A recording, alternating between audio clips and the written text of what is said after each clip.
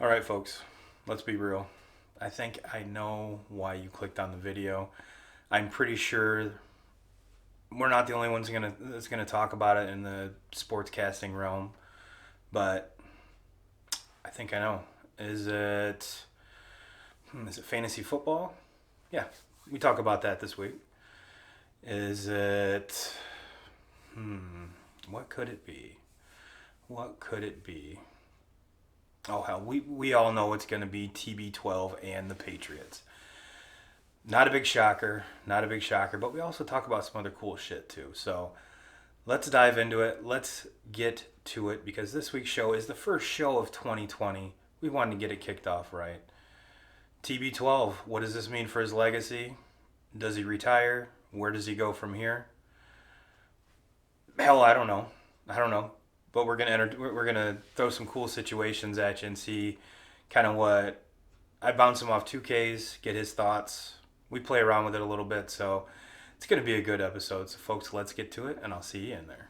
Welcome to 20 motherfucking 20 2K crew. What's going on? Man, we've got a fired up 2Ks in the fucking studio today, guys and gals.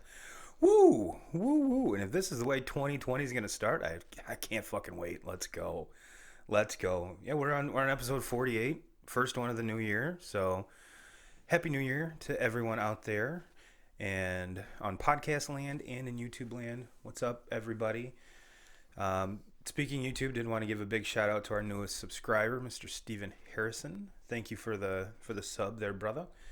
And make sure you guys do comment, like, subscribe, all that good jazz over there on the YouTubes. If you're on Apple iTunes podcast, Dealio, whatever, leave us a 5-star rating and a review, and we will read it on the podcast.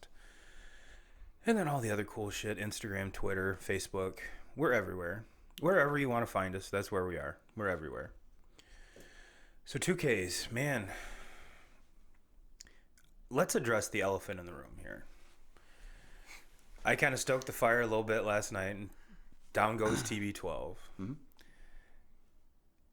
I'm pretty sure if you look back, maybe we covered this on the show, maybe we didn't, but the Patriots weren't that good this year. No, they weren't. Not at all. Not even close. And actually, before we jump into this, we're going to tease you guys a little bit. You might see this luscious piece of art here. My awesome girlfriend, Kristen, her youngest son, Keegan, made this for me for Christmas. So this is our first addition to the studio since we've kind of gutted everything. Our first decoration. So, Mr. Keegan Weber, I appreciate it, brother. I love you, and we love it. It's awesome. I can't get enough of it. So, before we got wrapped up and train was going in the wrong direction, I want to make sure to give Keegan a shout out. So, but yeah, TB12, and it's not like he played bad. No, it's just that if everyone were to take a step back, okay, just take a big step back. Their division, now you have the Bills that came damn close to winning that division this year. Mm-hmm. And they were probably three plays away from beating the Patriots the first time they played. So that AFC East has not been that competitive of a division. No, because you look after that, you got the Jets, who have been bad for years, and you have the Dolphins, who have never been good. No, I'm pretty sure the last time they were good was Dan Marino. Yeah. Dan Marino. And maybe a Dante Culpepper team, thrown in there. But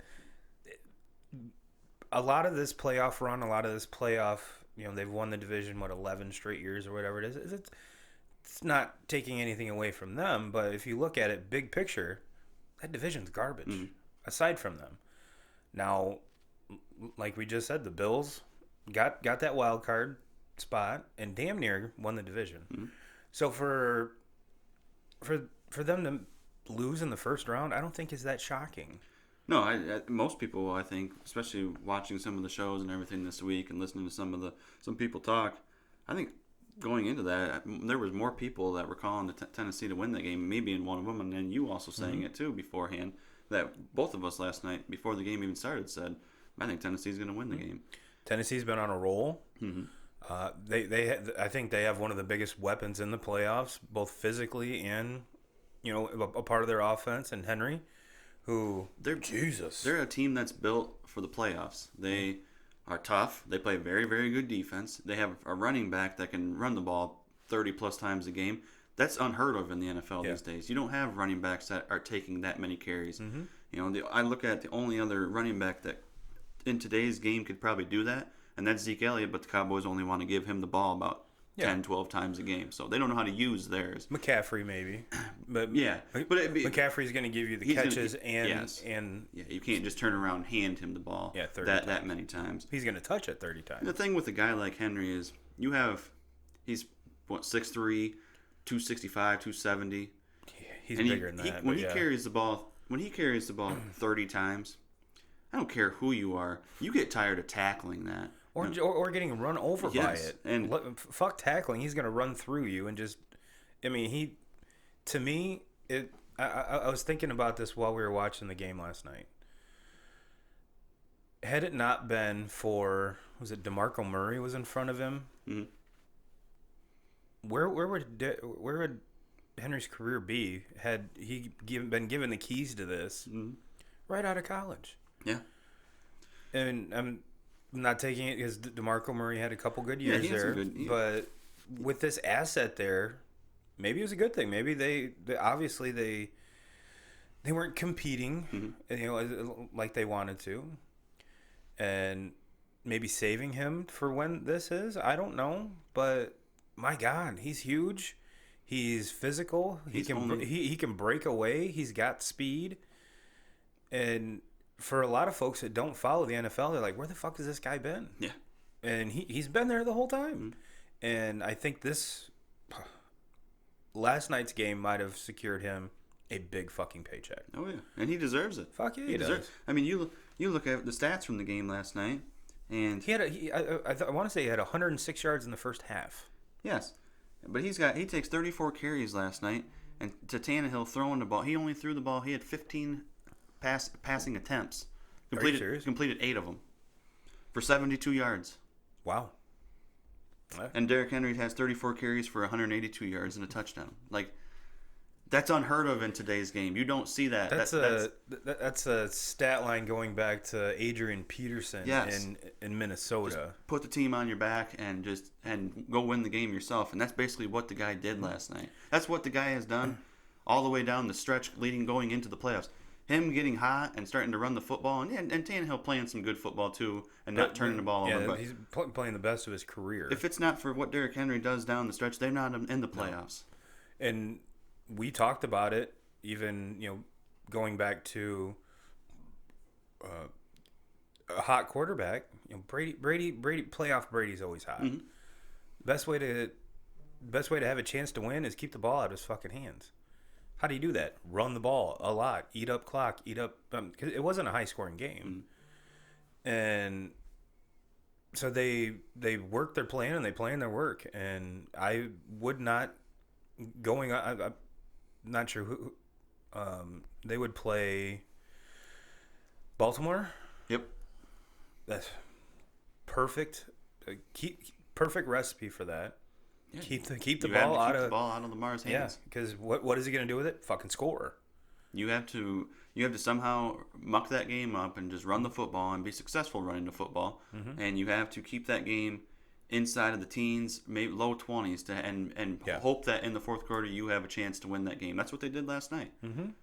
And I swear to God, Tom Brady had 25 seconds left. Mm-hmm. Half of me is kind of overjoyed that, all right, first of all, this was a great game. Especially, we'll talk about the first game of the day after this, because that was fucking atrocious. But this was a very awesome game to watch. And everybody knows I'm not the biggest TB12 fan. Do I respect the man? Yes. But in the back of my mind, like, here we go. Another Minnesota miracle or whatever. Because that's what Brady does. He always finds, he does the impossible. I'm like, all right, well, some DB is going to trip and fall, and Edelman's gonna go for, because I'm pretty sure the ball was on the fucking 1 yard line with 25 seconds to go, and I was just expecting that, and I think a lot of us have been spoiled with the way Brady does shit like that, and I'm sitting there going, well, if Case Keenum and Diggs can do it. All right, Brady. All right, Edelman. Let's go. Let's see how are you gonna break my heart and kick my dick in all at the same time? And it didn't go like that for one of the first times in his career. I mean, I'm sure in the regular season it's happened more than we probably recognize, but he throws a pick six. Yeah, which all the commentators, oh my God, you should have caught it and just went down. The game's over. Don't go around and score. Stop.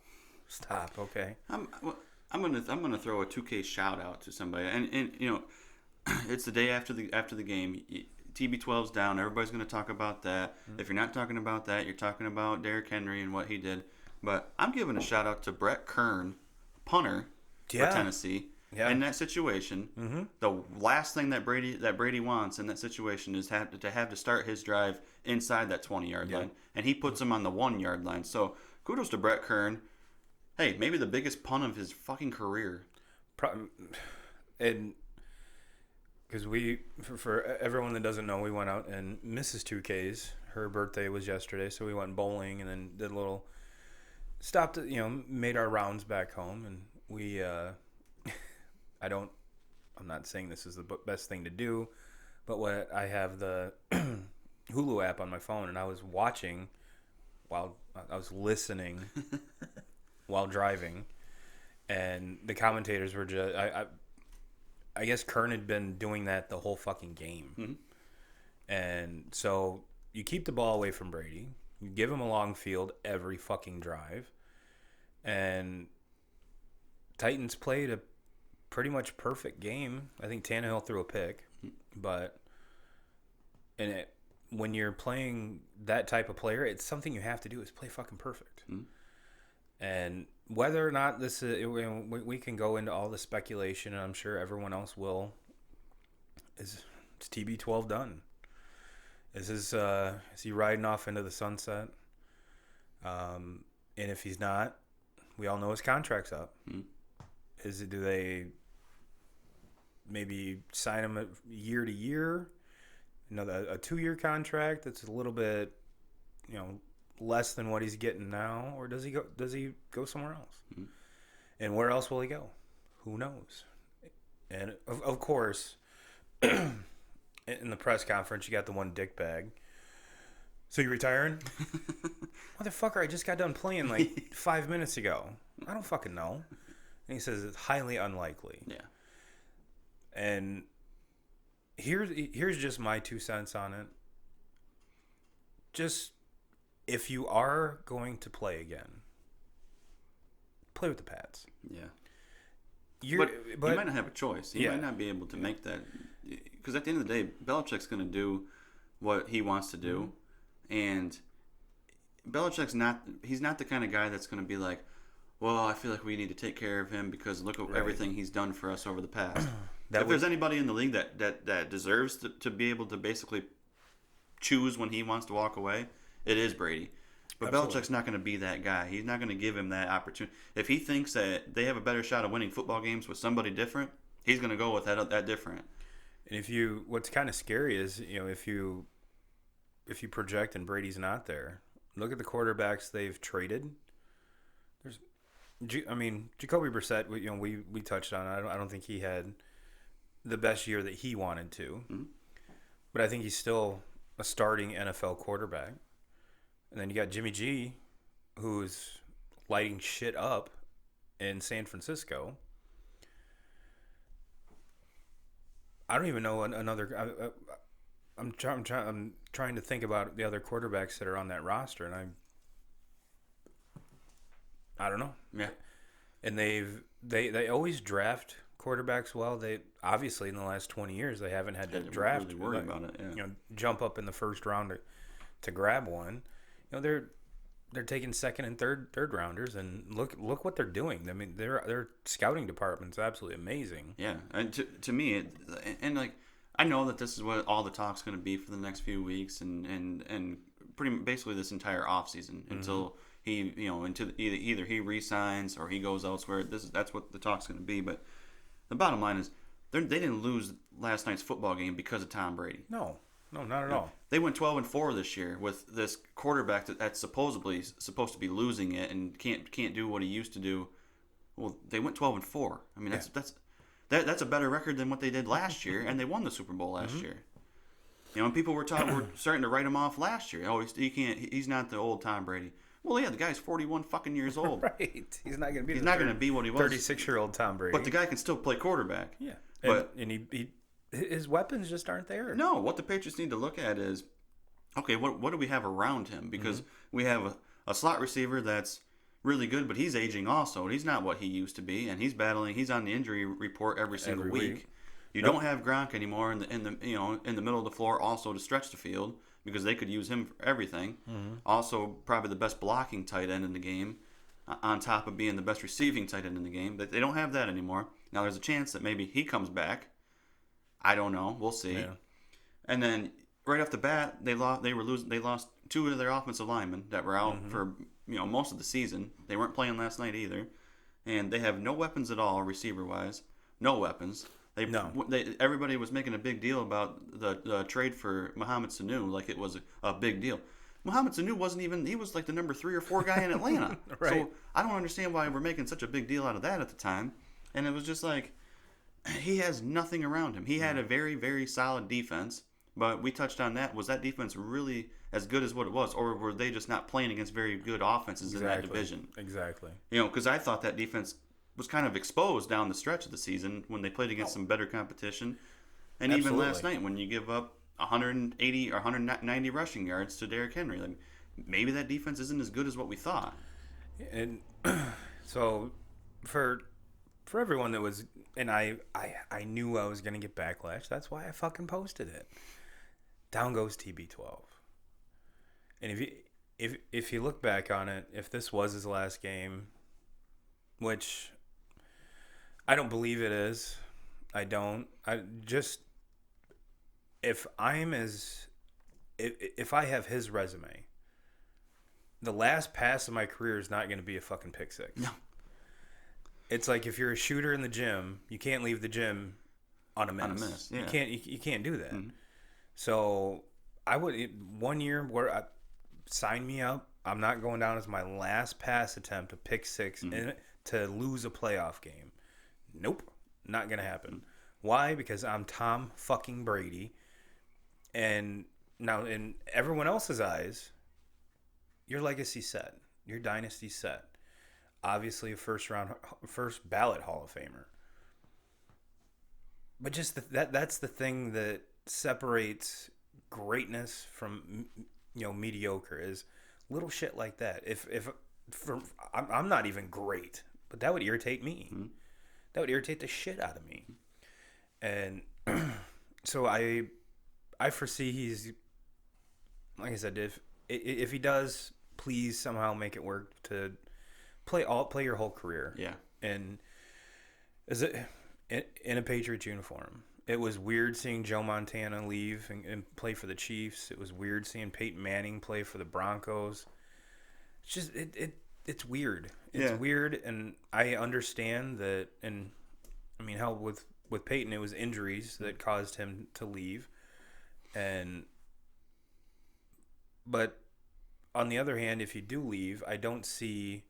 There's not that Steve Young that's going to take that team and just not skip a beat and possibly be a better team overall. Not Steve Young's not a better quarterback than Joe Montana, but those teams arguably you could say were better than Joe Montana's teams. There's not that heir apparent, the Brett Favre, Aaron Rodgers. Yes. So Andrew Luck. Yeah. Stepping in Indy. That's what I was just gonna say is, when those guys all were leaving, they were leaving from that team because there was a quarterback coming up in that system that was going to be at the time a better fit for the team and was going to be able to take them further. I don't see that in New England right now maybe there is. Belichick's the best there is. He's the best in the business, and if he sees something down there that they could win more football games with somebody else, they're gonna do it. And I got being honest, Belichick, he probably has forgotten about more football than any of us know Absolutely. at all. So he's gonna make the decision and bring back whoever he feels is gonna give them the best chance to win. And if that happens and Brady can't come back and play for New England, the team that's intriguing to me is the Chargers. You got Rivers, out the door. He's not coming back. Why not give him a chance? Brady lives in L.A. That's where that's where his house is at. They sold his house. They're trying to sell the house there in New England. I mean, it just. I also put an offer in on that. I'm just looking at some of the stuff that happened this season. Maybe some of the stuff that's happened the last couple seasons.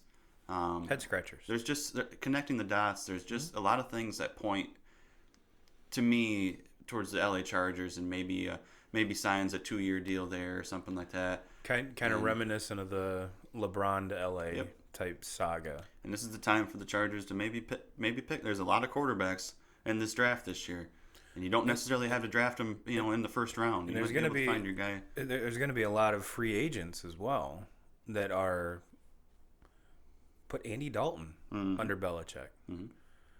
You're not going to be as high of a price tag as Brady. Obviously, there's talent differences. I completely understand that.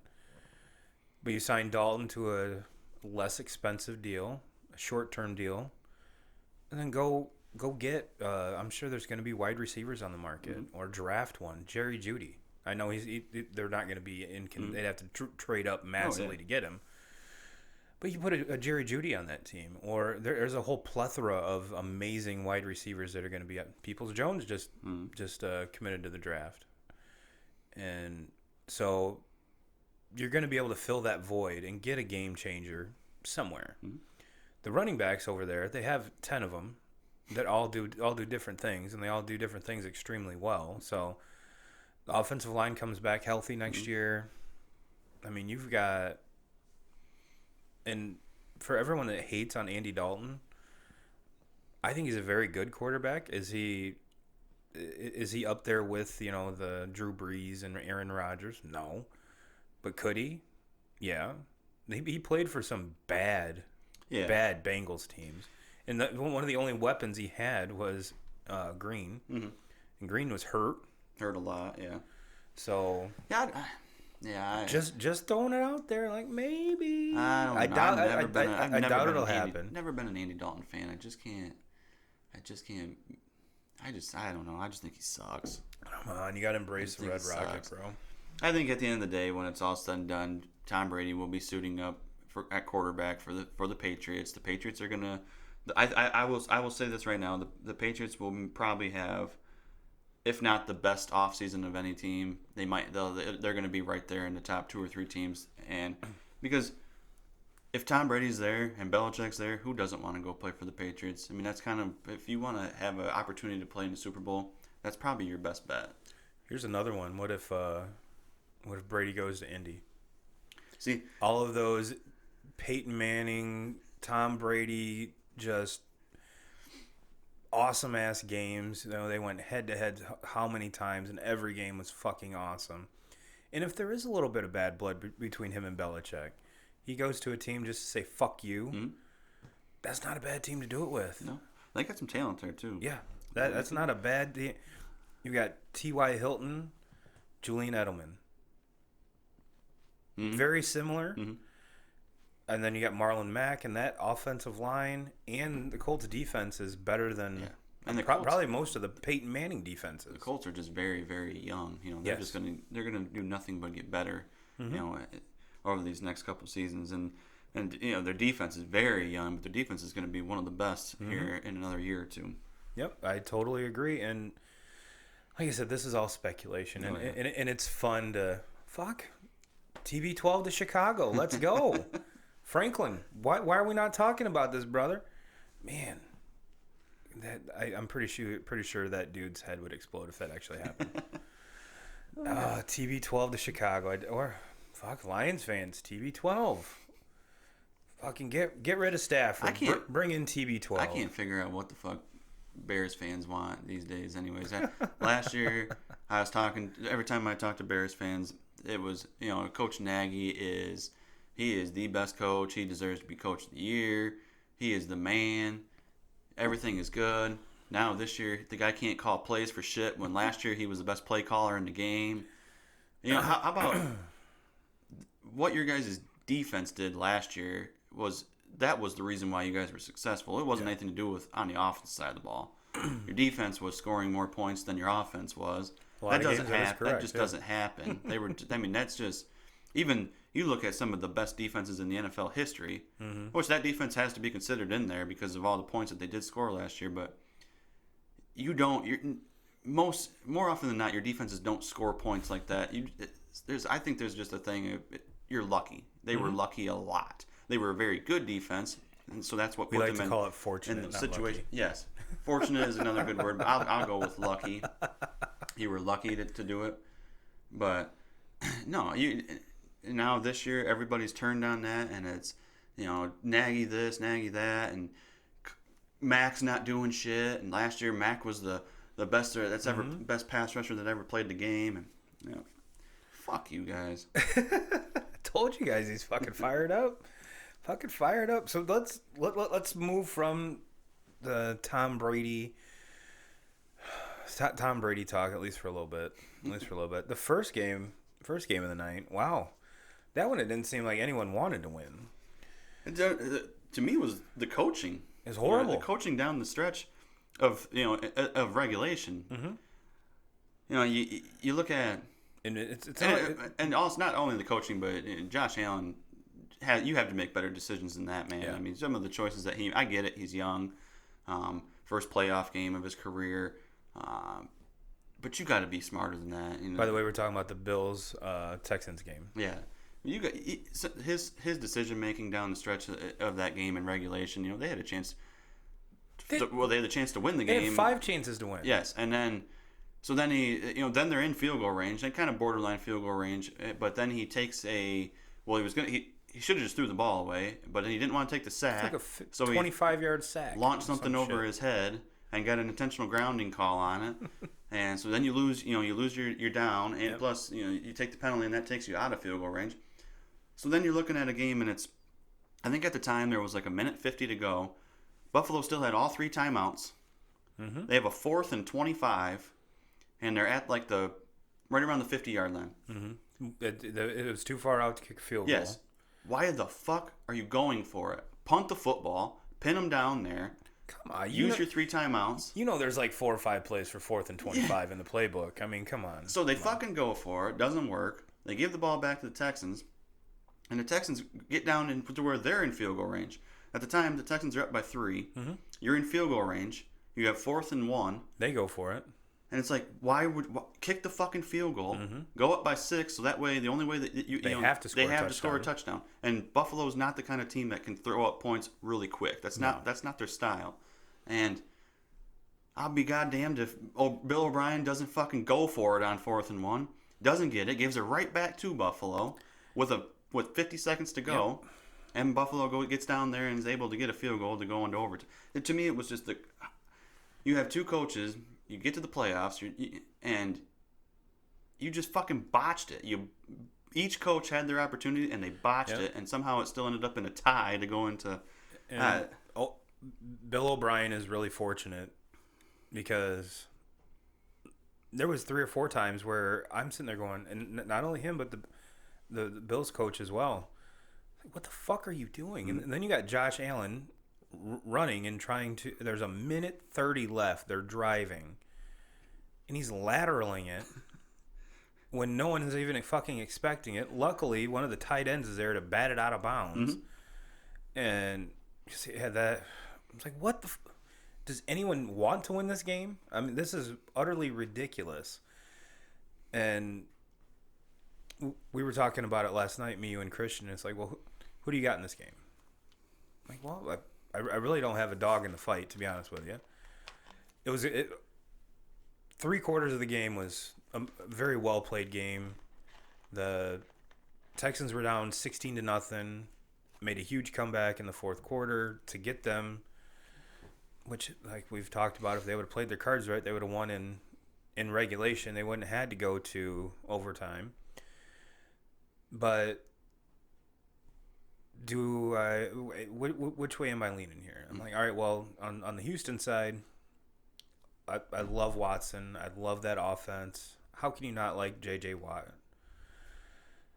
But then on the Bills side, it's like, it would be kind of cool to have the Bills in the further in the playoffs. They haven't won a playoff game since like 1804, and are pretty close to that one because that's how old Jim Kelly is.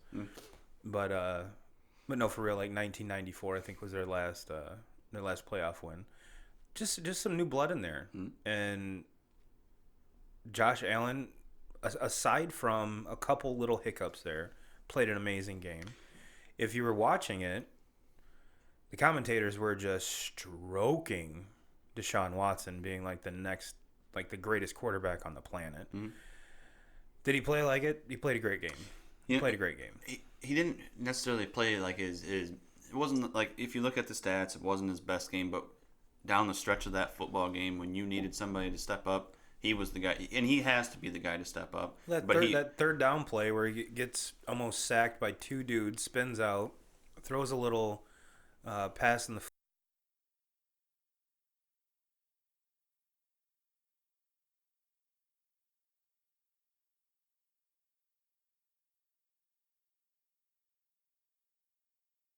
clock and keep the ball out of Deshaun Watson's hands, because I think at halftime he had maybe 8 pass attempts. He had ran the ball a couple times in the first half, but really couldn't get anything going. And in the second half, they made it. They just allowed him to make plays, whether it was with his arm or with his feet, and that's the difference of the game. And once he was able to get things going, that was when you see DeAndre Hopkins, who arguably best receiver in the game, with the exception of probably Michael Thomas. He starts to get involved, and and that's always a good thing. At halftime he didn't have a touch. Nope. He hadn't caught a pass yet, and he ended the game with I think 6 catches for right around 90 yards or something like that. So once they got the offense going a little bit, the Texans were the better football team. They're the better football team at this point right now. Buffalo, I think, is going to just continue to get better. Yes. But watching Josh Allen, he makes some really. If you watch him all through the season, he makes some really, really poor decisions. Yeah. Part of that's being young, and not having a lot of big time games under his belt. Most of his games that they've played have been games that they've just lost. So for them to actually have a legitimate football team this year, I think last night especially there down the stretch, he was pressing a little bit, trying too hard to make something. You see that when you already have 25 yards and then you try to lateral a football, and that could have been the end of the ball game right there. Yeah, absolutely. Take your 25 yards, you still have 50 seconds on the clock, and you're driving, and you're probably at that time I think he was only about 10 yards away from field goal range. Relax, you've got plenty of time. 50 seconds is a lot longer than what you think. But I'm 100% with you. I think Buffalo adds a receiver that can take the top off. Because Allen's got a huge arm, and those tight ends there are very good. Singletary, that running back, I think he was low on my radar this year, but and then Frank Gore, is he ever going to retire? I don't know. He's been playing since I was in middle school, I swear. Yeah, and dude looks exactly the same, if not more buff. It's weird. But no, they're a team on the rise, and barring the TB12 drama, could be the heir apparent to that division. Really easy. Really easy. And right now we are recording on Sunday. BT Dubs, their fam, as the kids say, and we're watching the Saints Vikings game. And everyone was saying that for the Vikings to have a chance to win this game, they have to play a perfect game. So I think on the third or fourth play from scrimmage, Cousins to Adam Thielen. Adam Thielen fumbles the ball. It's almost they almost return it for a touchdown. The defense does stop Drew Brees, and they have to settle for a field goal. So let's kind of project to see where we think the NFC is going today there, 2Ks. And with this game here, I think that Minnesota's defense is good. New Orleans' defense is better. All in all, I mean, if you broke it down, receivers, special teams, defense, quarterback, running back, I think all the checks are going to line up to New Orleans on this one. Is it? There is a lot of people saying this is going to be a fucking blowout game. I don't see that. I don't see that. I think it's going to be maybe like a 27-21 game, somewhere in there. The only the only way is if Drew Brees does something and gets fucking hot, which it's in New Orleans. It's one of those maybe it's bound to happen. Yeah. And he give him time, he can pick apart any defense. And he's another dude that everyone's saying, oh, he's getting old. Yes, he is, but he's not slowing down. So this is going to be a better, in my opinion, a better game than what most of the commentators this morning were talking about. And yeah, I don't see either. Now, one thing I will agree is that it's good to see Dalvin Cook back healthy. I think that's huge. To me, that's the only chance that Minnesota has. They have to try to do what Tennessee did last night. I'm not saying Dalvin Cook gets 30-some carries, but he has to be able to run the football.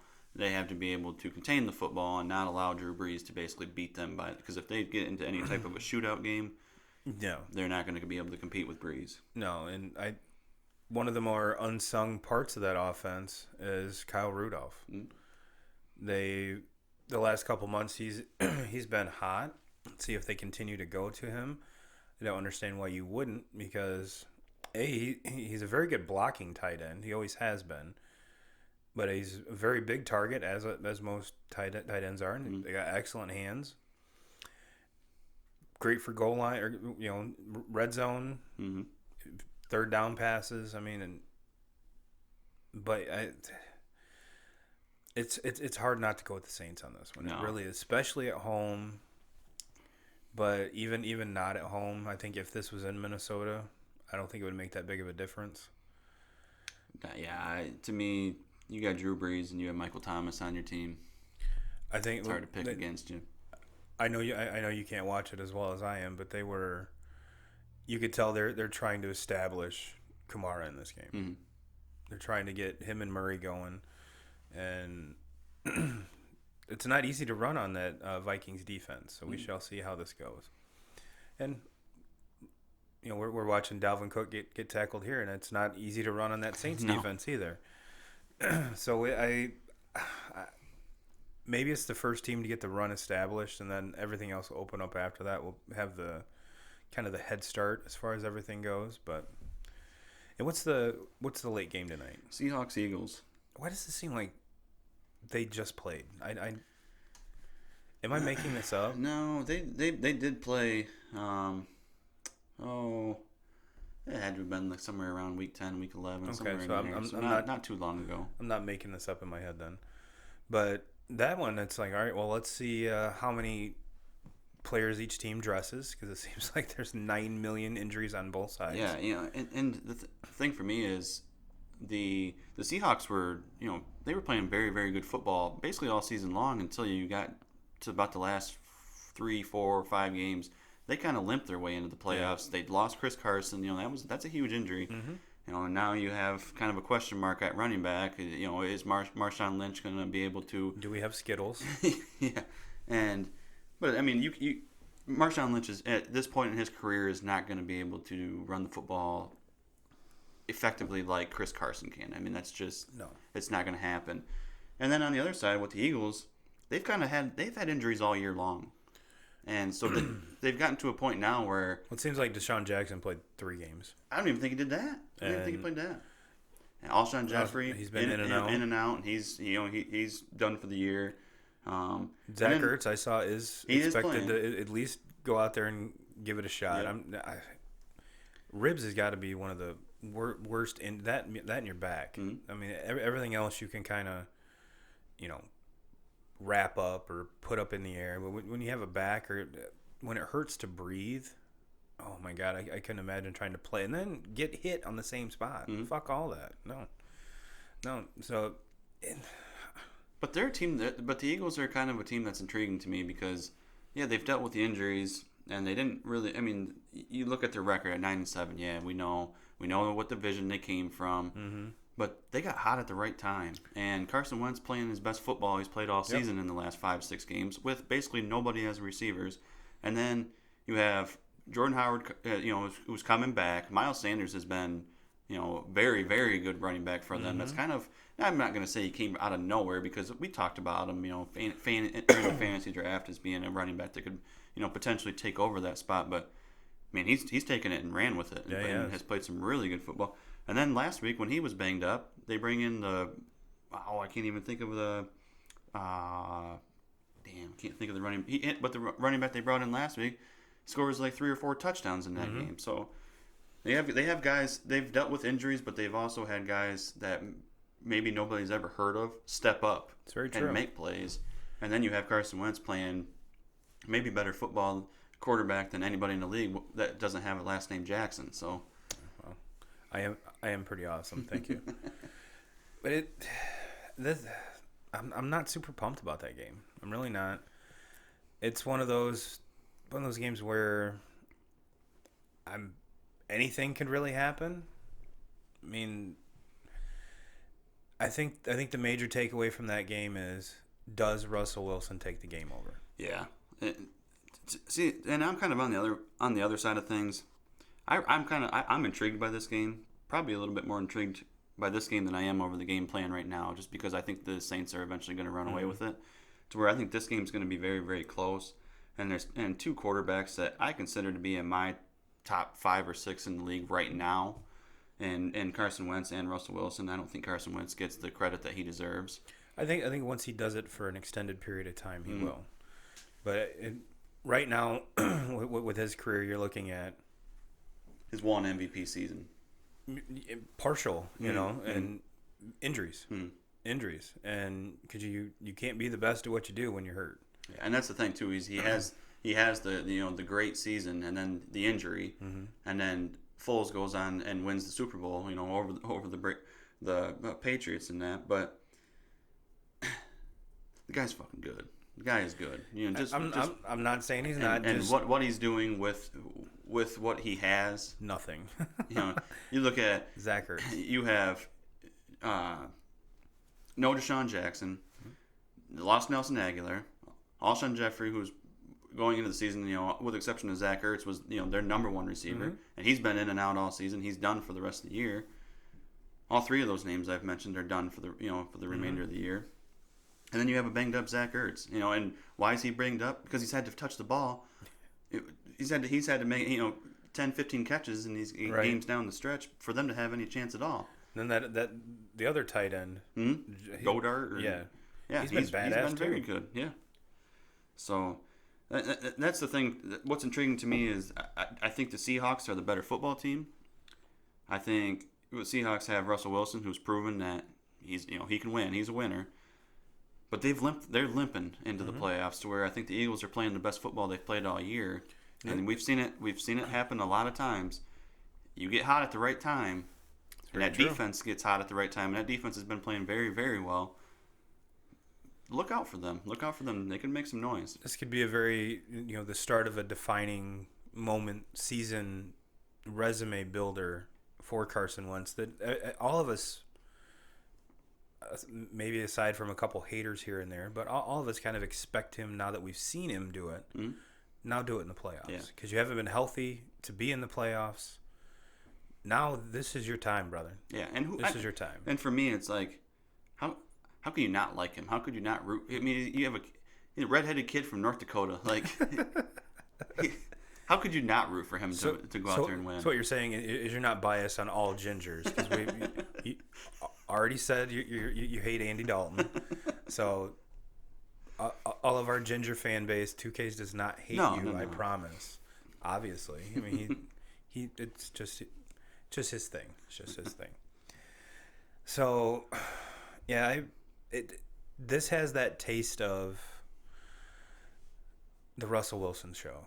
It really does. If he's got to run the ball 25 times and throw it 15 to win the game, he's going to do it. Mm-hmm.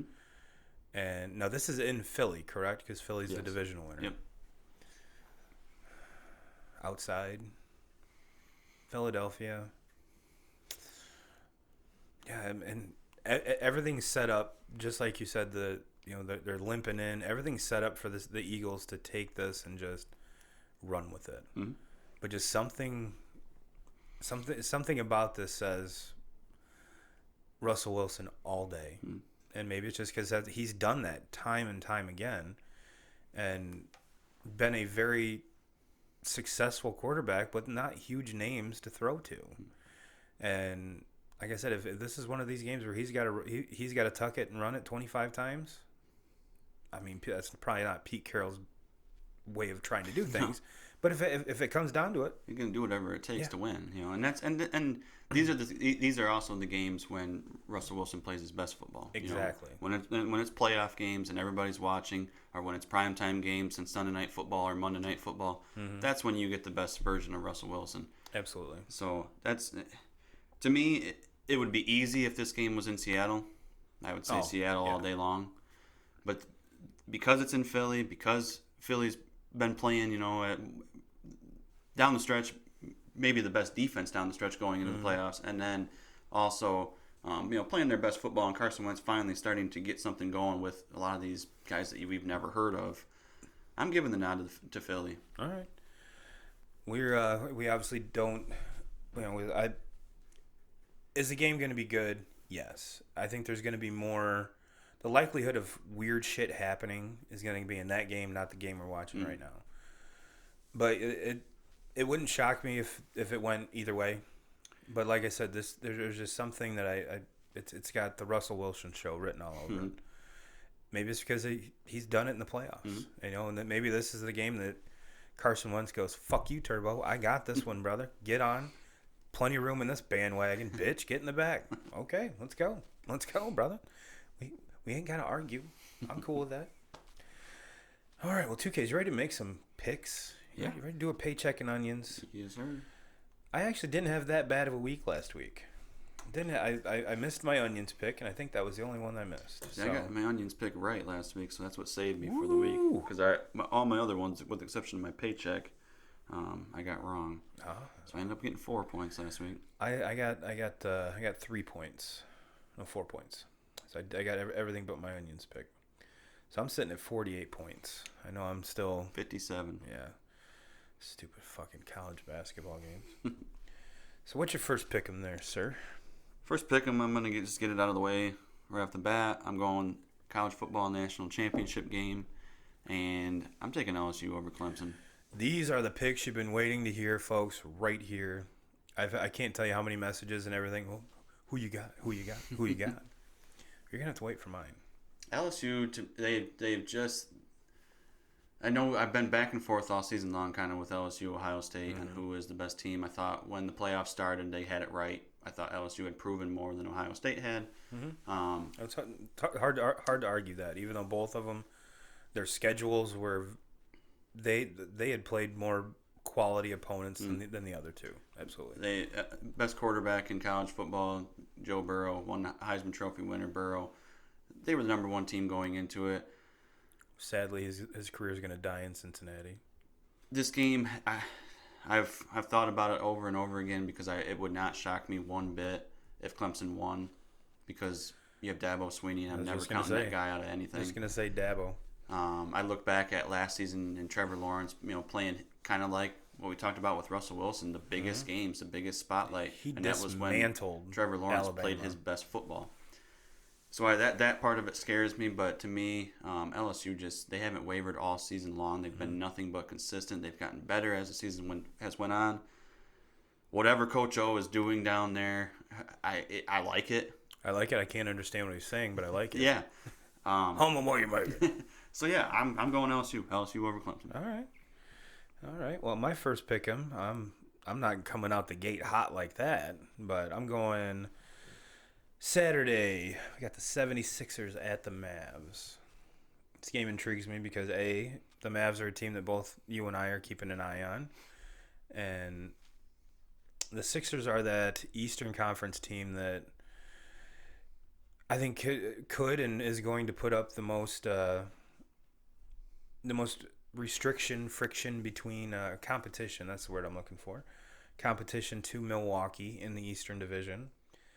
And even though this game is in Dallas, I'm leaning the Sixers on this one. The Sixers go as Embiid goes. And that little call out by Chuck and Shaq, I think if you look at the games after that, he's been more dominant. He's been more active.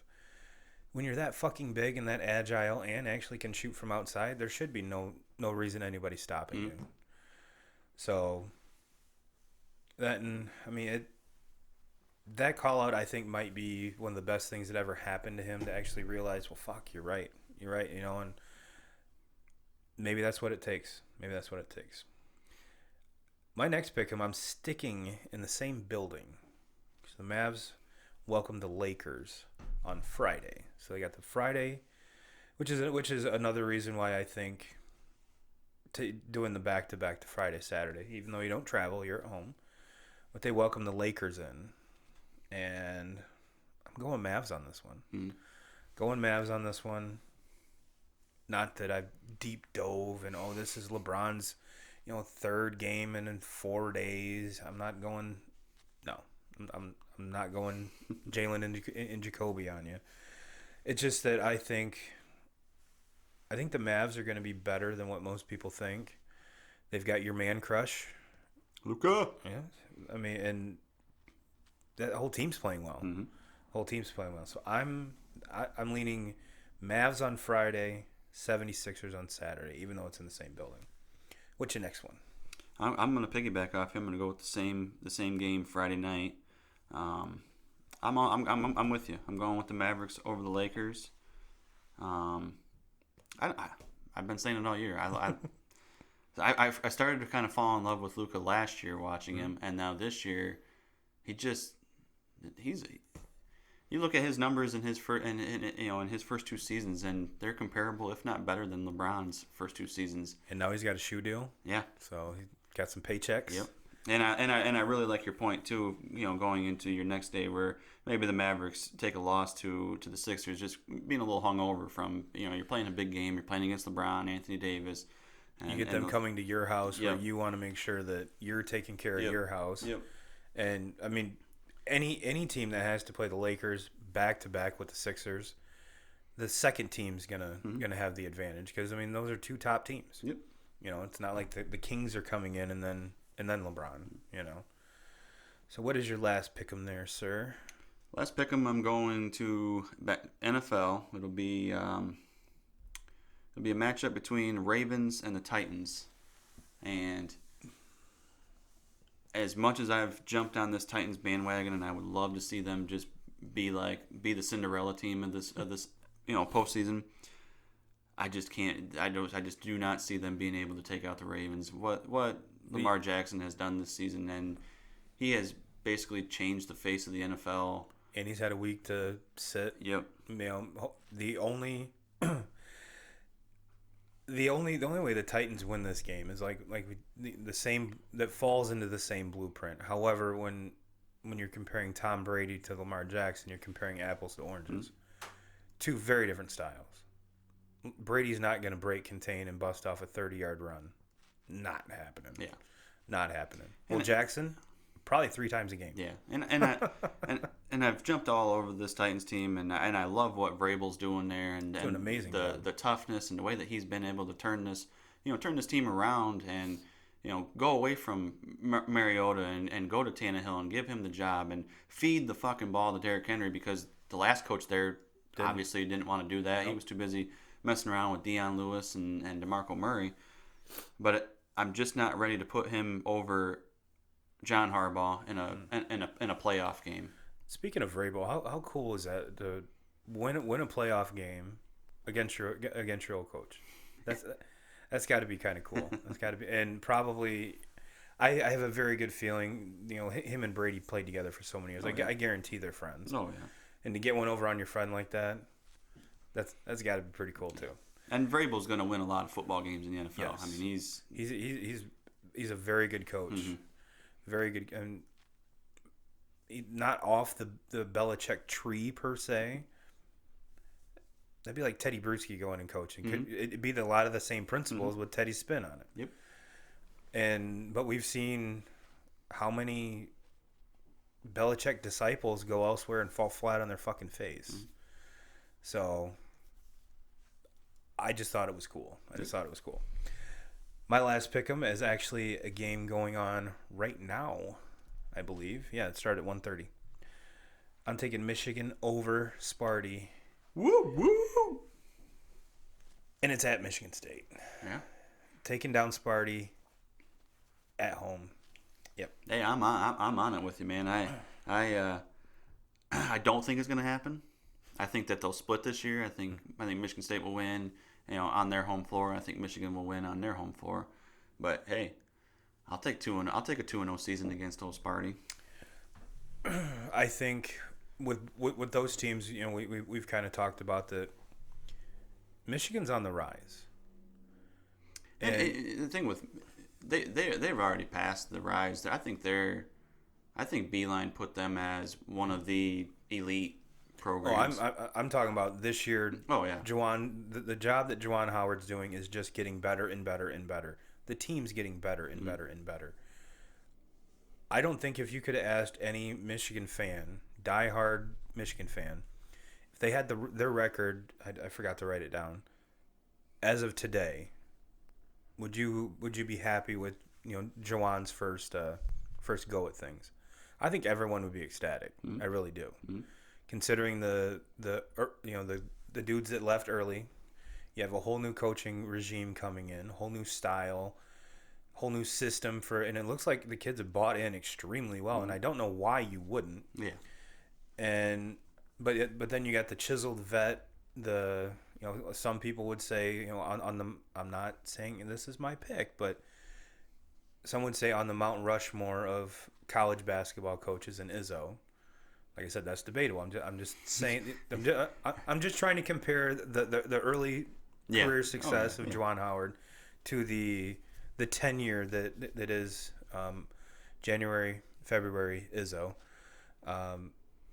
MSU's just wavering there. There's no progression, but on the other hand, there's no regression.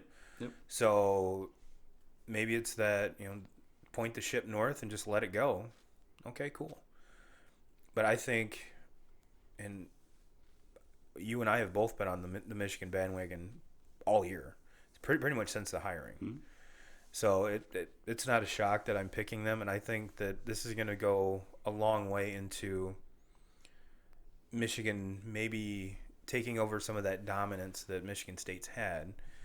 Now, when it gets to the tournament, that's when it like just said, January, February Izzo. Which I was gonna sit here and just be quiet and not say anything. But I mean, like you look at the past. I will go with the past decade. When Beeline started to turn around that Michigan program, Beeline outcoached Izzo in the state of Michigan. Yes. I mean, they didn't win a national championship, but they played in two. Michigan State can't say that. They played in more Final Fours than Michigan State. Beeline outcoached him, and that's the. Do I think Tom Izzo is a very good coach? Absolutely. Do I think Tom Izzo is a Hall of Fame coach? Absolutely.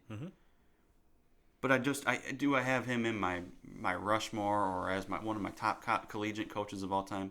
No. That's why I said it's debatable. I was just trying to make a point. So, Mr. 2Ks, what is your paycheck game of the week? Paycheck game, I'm going college basketball. I was looking. Are you sure? I had to really dig deep on all that. I know. Are you sure? That's. Whew. It's been a scary one for both of us because I think both of us have lost our ass on that. Three straight weeks. Fucking Big Ten basketball. Well, I had to kind of dig deep. It's not. I mean, our football season's winding down. College football, we only got one game left.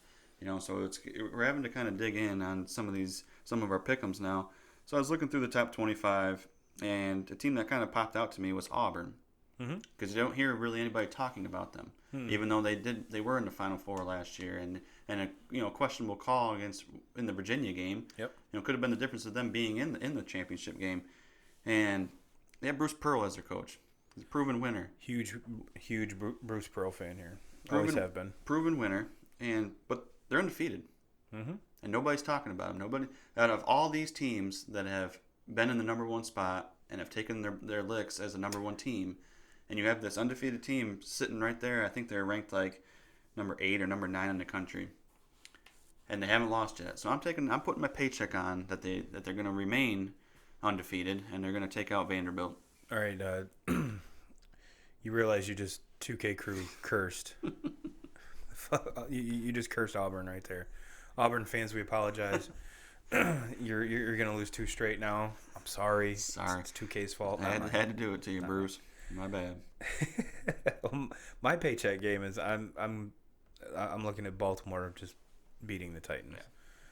The only I shouldn't say the only way. We've kind of touched on some ways that it could go.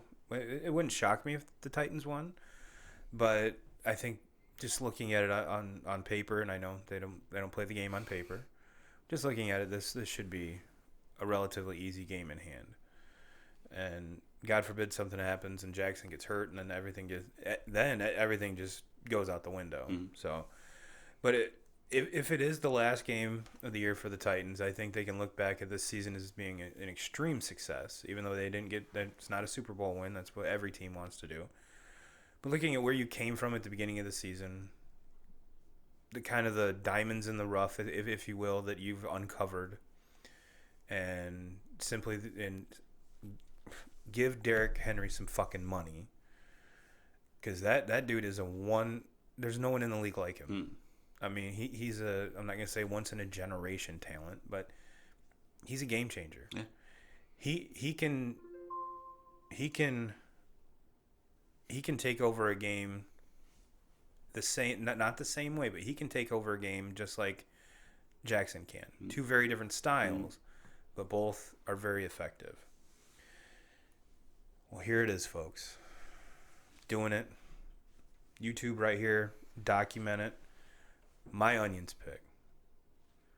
Trevor Lawrence and Dabo over LSU and Burrow. Mm.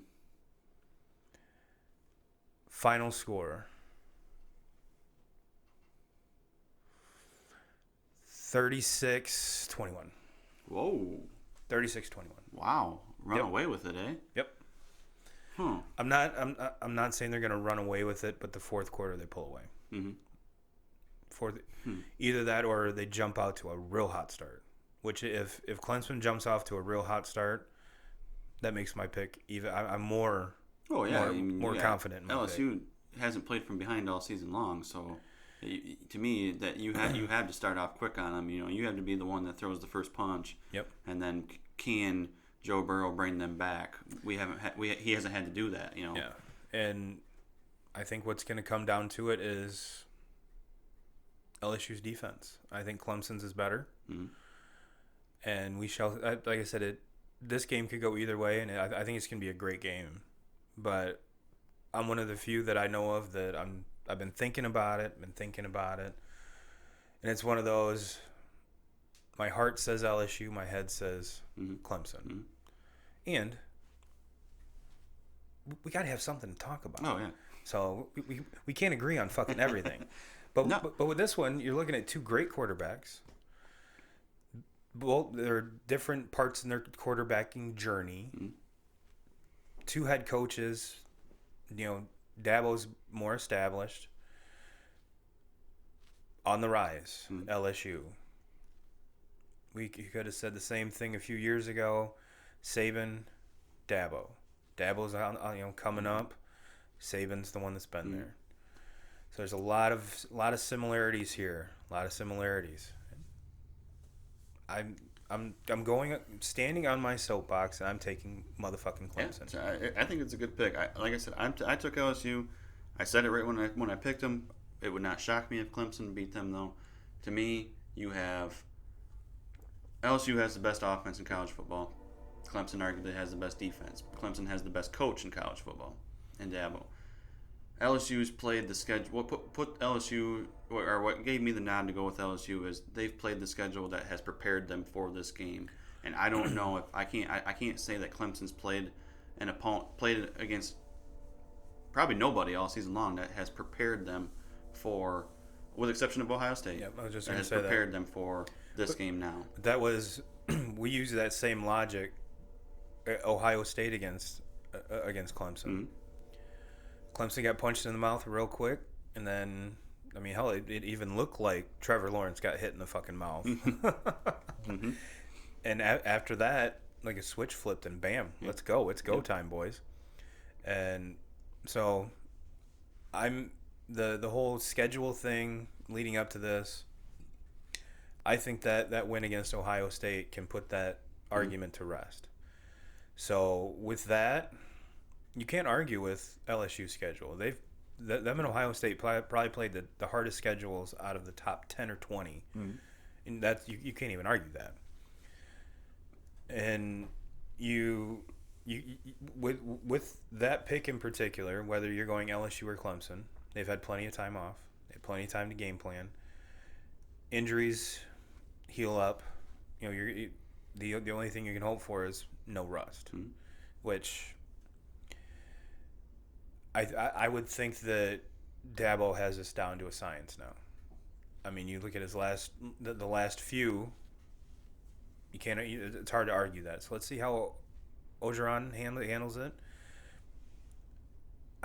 To me, it can't be that much different. But I think what could be the hardest part is not playing a game every week like your schedule. Mm-hmm. You know, during the regular season, you fall into a routine. So maybe that, I don't know. But yeah, that coach him up, Dabo. Coach him up.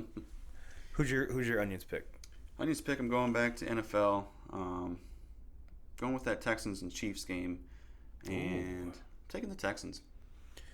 This was, you know, when we were putting our list together, we were chatting, and what was the word I used to describe the Chiefs? Explosively mediocre. Mm-hmm. Yeah, I mean they can throw up points with the best of them, but what they were doing last year, that's not the same. Well, you look at the last 3 or 4 games, Mahomes has been, I want to say, under 200 yards passing. So it's not like going back to last year, or even the beginning of this year, where he's putting up 330 and 4 touchdowns, or the 6 touchdown performances that he had. And they had a running back last year in Kareem Hunt that I mean, he was the guy, and this year it seems like they haven't been able to figure out. I know I drafted one, and it was very spotty. And he's the one that they're actually starting to run with, and I think that's who they should have ran with all year long. Fuck LaShawn McCoy. Yes, and when they signed him at the beginning of the year, that just did not make any sense to me. It was all. Damian Williams had an amazing preseason. Yes. He looked just. Oh, don't get me fucking started on fantasy football. But they've just been very, very mediocre. Like I said, explosively mediocre. Yeah, and I think Patrick Mahomes is the best quarterback in the game. I do. I have him over Lamar Jackson. I just think he's the best in the game right now. But Deshaun Watson's not very far down that list. He's right there. No. And I think the best player in that entire game is going to be DeAndre Hopkins, and I think DeAndre Hopkins is going to have the best game of his career, and they're going to beat the Chiefs. I'm not mad at that pick. I'm not. Like I said, I was. With them and the Bills, it was hard to choose a team that I wanted to win. It's going to be the same with this one too.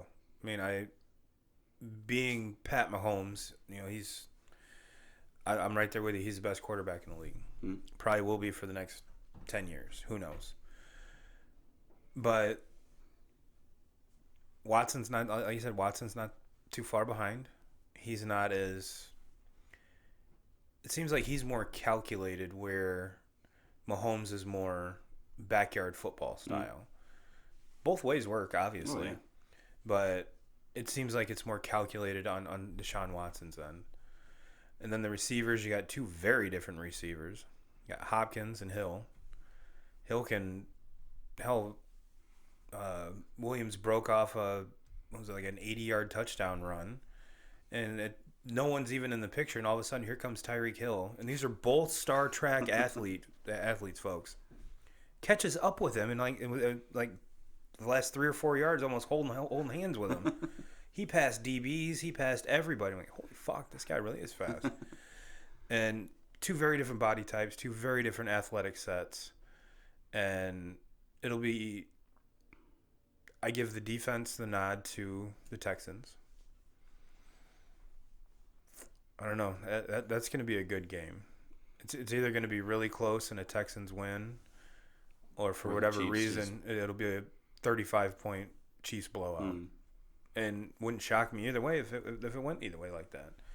It's just both teams have not been as consistent as effective isn't the right word. Consistent. Let's just put it that way.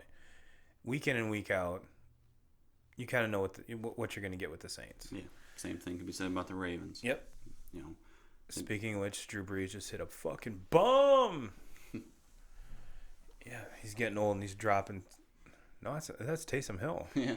Never mind. I didn't know Taysom Hill could throw that far, to be honest with you. But no, they're two very different athletes, and just be a team that I can hang something on week in and week out and kind of know what to expect. Mm-hmm. You'll have, like, you know, we've talked about it. Mahomes, yeah, that is Taysom Hill. Holy shit! Uncorks that's at least 50 yards in the air. I have no idea who Harris is. And with that, the Saints go up 10-3. 10-3. And the Saints are kind of opening this up. The running game's starting to work, which Taysom Hill, Jesus Christ. That dude does everything. Yeah. Punt return, got you. Wildcat quarterback, got you. Receiver, got you. And if you look at fullback, him, it looks got like you you could throw him out as a safety also, and he'd probably be a damn good safety. Oh yeah. Hell, he's a lead blocker on this play. Told ya. Jesus. But that's playoff football right there when you get some unsung heroes that just, whether it's a kicker, punter, Taysom Hill. Taysom Hill. Well, I think we got all our pick'ems done, right? Yep. All right. Let's give a little fantasy football love. Yep. We told you we were going to do it last week, and then we forgot, so we're going to make time to do it. So I'll be honest with you, I missed the playoffs and stopped paying attention. I know that's kind of a shitty way to do things, and it is our league, but there really wasn't anything to play for, so I just kind of just stopped paying attention. So it was you and your dad for the finals, correct? Yep. And Papa 2Ks took it to you, huh? Yeah. He did. I basically went through the entire season just fine. Went into the playoffs 11-2, number 1 seed, and my dad was 8-5 as the 3 seed. I was one game behind him. Thank you, Franklin. Yeah, I was thinking about it. I've had a lot of time to reflect on it, you know. still very upset over it, but I micromanaged the team so bad. And if I just would have... You roster baited too much. Yeah, if I just would have went with my fucking gut instead of watching all these shows and letting people talk me out of shit. You know, for one, what really killed me was... Yeah, because we do a 2-week playoff system where you play the same... You know, each round lasts for 2 weeks. And in the first week, I fell behind by like 50-some points. I had... Titans decided not to play Derrick Henry in week 16. Yep. And then I lost Chris Carson in the first quarter with a broken hip, and so I'm plugging guys in and trying we get through that first week of things, and I think I'm losing by like 50 points to my dad. So I'm like, oh shit, I need to have a miracle. Well, I brought it back, and I think he ended up beating me by 11 or 12 or something like that. Derrick Henry went off for like 71 points. That was huge for me. But it all came down to tight end. My tight end position had been my Achilles heel all season long. Had no tight end, and was going back and forth on who I was going to play. And I ended up going with I already had Jonnu Smith from the Titans, He had some pretty good weeks, 15, 16 points, like 2 weeks in a row. Thought, I'll go with him. Well, then I got to reading in and then watching, and they were talking about I can't even remember, the tight end for the Giants. Got to go with Evan him. Ingram? No, Or the other guy. Smith or something like that, because Ingram's out. You're talking about him. You got to go with him. So I pick him up at like 4 o'clock, and I pick him up, and I don't fucking play him. I stay with Smith, who gets me 1 point, and I picked him up, who got 18 points, and I have him on my bench, and I end up losing by 12. I did it to myself. Over roster baited. I did it to myself. I made up my mind. I was going to pick him up, plug him in, picked him up, and I just benched him. So who was playing for 3 and 4? 3 and 4, we had Kayla Wilson and Scott Moberg. So congratulations to all of the finalists. Scott would have. He had more points than my dad, so he would have. He finished third in the league, but he would have won the Super Bowl if team would have played like that. So we had Kayla coming 4. Yep. Scott 3, you 2, and Papa 2Ks. Papa 2Ks, Mr. Troy Kaler has the.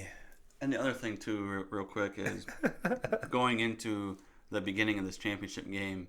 My dad was over at the house, and he's like, "What do you think? You just want to split the pot and just enjoy the last 2?" And I'm like, "Fuck no." I looked at him. I was like, "I'm the number 1 seed, bitch. My team's ran this fucking league all year long. No, I'm not splitting the pot." No. So then after the first week, when he's ahead of me by 52, he comes over. He's like, "Should have split the pot." And I was like, "Fuck you."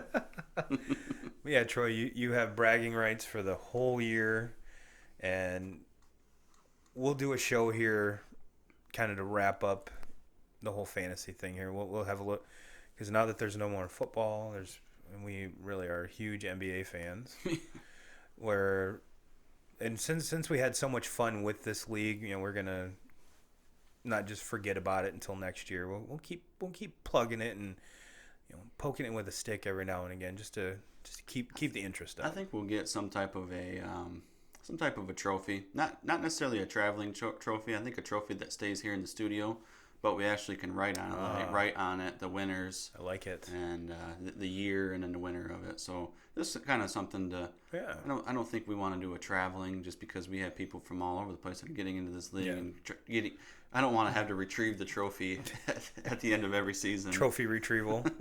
Either that or like someone's dog eats it. Like my dog eats everything. Yeah. And no, Morgan isn't. I know she hasn't been in the videos, and she's just at my girlfriend's house during the weekend now. It's not that we ship her out, but I posted a picture online that she was helping me edit the other day. So she's still alive. I haven't sold her. She's not run away. So, but yeah, I really like that. Maybe we can get like the fantasy, go to Goodwill and get like a gold jacket. Mm-hmm. And put some cool stuff on it. So, all right, think that wraps it up, man. It's a good first episode of the decade. Yeah, sounds kind of weird saying that, but anything else you want to add? No, I think we're all set. All right, well, podcast crew, YouTube crew, we love you guys. Thank you, especially if you've hung in this whole damn time. Nothing's going to change this decade except the only thing that's going to change is our content's going to get better. We're going to get more awesome. Share everything so everyone can just consume our gift that we're giving to you. And I know that sounds corny as fuck, but who cares? Well, 2K crew, we'll get you out of here on that. Have a great week. And Jim Rome, as always, we're still coming for you. It's going to be our decade this year, motherfucker. We got you. Okay, 2K crew, thanks for watching the video. You can find other videos right here. Don't forget to like, subscribe, share, get on the Facebook group, get on the Instagram, get on the Twitters. We're everywhere, folks. Ask Siri, ask Alexa to play the audio podcast. I will see you next time, and I'll see you in these videos, like I said up here.